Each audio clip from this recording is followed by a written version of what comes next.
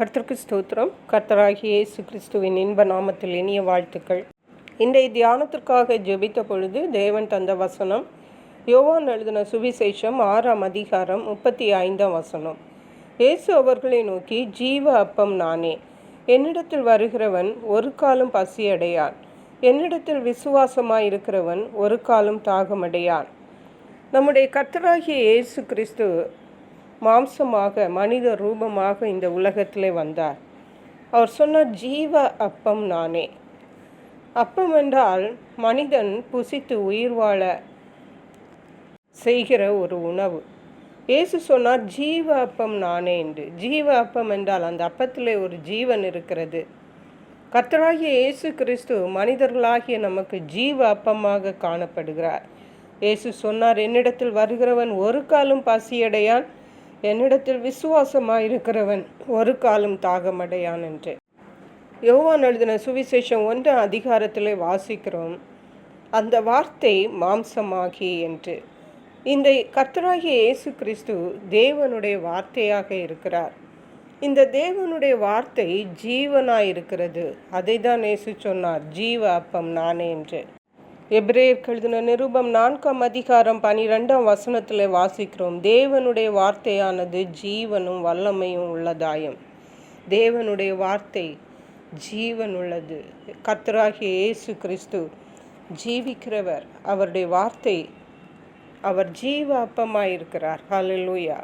இந்த ஜீவ வார்த்தையை, ஜீவ அப்பத்தை நாம் என்ன செய்ய வேண்டுமென்றால், எரேமியா எழுதின புத்தகம் 15ஆம் அதிகாரம் 16ஆம் வசனம் சொல்லுகிறது, உம்முடைய வார்த்தைகள் கிடைத்தவுடனே அவைகளை உட்கொண்டேன்.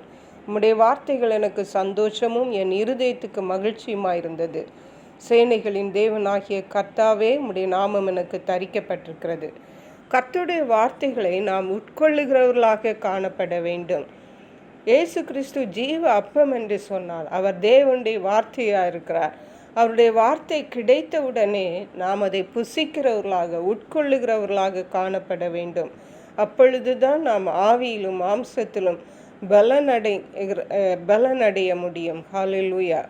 எஸ்ராவின் புஸ்தகம் 9ஆம் அதிகாரம் 4ஆம் வசனத்தில் சொல்லுகிறது, இஸ்ரவேலுடைய தேவனின் வார்த்தைகளுக்கு நடுங்குகிற யாவரும் என்னோடே கூடிக்கொண்டார்கள். இந்த தேவனுடைய வார்த்தையாகிய கர்த்தராகிய இயேசு கிறிஸ்துவை அவருடைய வார்த்தையை நாம் உட்கொள்வது மட்டுமல்லாமல் அவருடைய வார்த்தைகளுக்கு நாம் நடுங்க வேண்டும். அவருக்கு நாம் பயப்படுகிறவர்களாய் காணப்பட வேண்டும். பிரியமான தேவனுடைய பிள்ளைகளே, நாம் எவ்வளவு பாக்கியவான்களாயிருக்கிறோம். இந்த இயேசு கிறிஸ்து தேவனுடைய குமாரன் நமக்கு ஜீவ அப்பமாக வந்திருக்கிறார். ஹல்லேலூயா. இந்த தேவனை தான், இந்த இயேசு கிறிஸ்துவை தான், இந்த ஜீவ அப்பத்தை தான் நாம் புசித்து இன்றைக்கு நாம் திருவிருந்து என்ற அந்த கர்த்தருடைய பந்தியிலே நாம் கர்த்தருடைய அப்பத்தை புசித்து அவருடைய பாடு மரணங்களையும் அவர் நமக்காக ஜீவனை தந்ததையும் அவர் ஜீவிக்கிறவர் என்பதையும் நாம் நிரூபித்து ஜீவனுள்ள சாட்சிகளாயிருக்கிறோம். ஆகவே அருமையான கர்த்தருடைய பிள்ளைகளை, இந்த ஜீவ அப்பமாகிய தேவனுடைய வார்த்தைகளை நாம் அனுதினமும் உட்கொள்ள வேண்டும். தேவனுடைய வார்த்தைகளாகி நிறைந்த இந்த வேதாகமத்தை நாம் அனுதினமும் வாசித்து மனதிலே பதித்து கொள்ள வேண்டும். மட்டுமல்ல, இந்த தேவனுடைய வார்த்தைக்கு நாம் பயப்படுகிறவர்களாக காணப்பட வேண்டும். அப்பொழுதுதான் இந்த ஜீவ அப்பம் நம்முடைய வாழ்க்கையிலே அநேக ஆசீர்வாதங்களை இம்மையிலும் மறுமையிலும் கொண்டு வரும். கர்த்தர் தாமே இந்த வார்த்தைகளை ஆசீர்வதிப்பாராக. ஜெபிப்போம். எங்களை கிருபையாக நேசித்து பாதுகாத்து வழி நடத்துகிற எங்கள் அன்பின் தகப்பனே, ஆசீர்வதிக்கப்பட்ட இந்த நல்ல நாளுக்காக நன்றி. இந்த நாளிலும் நானே ஜீவ அப்பம் என்று எங்களோடு நீ பேசி இருக்கிறபடியால் நன்றி.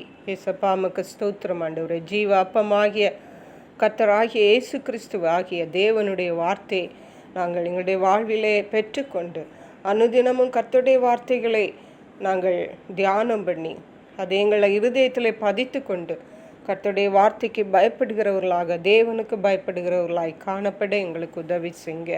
நன்றி பரிசுத்த ஆவியானவரே. துதி கன மகிமை உமக்கே செலுத்துகிறோம். மீட்பர் இரட்சகருமாகிய இயேசு கிறிஸ்துவின் இன்ப நாமத்தில் ஜெபிக்கிறோம் எங்கள் அன்புள்ள பரமபிதாவே. ஆமேன். God bless you.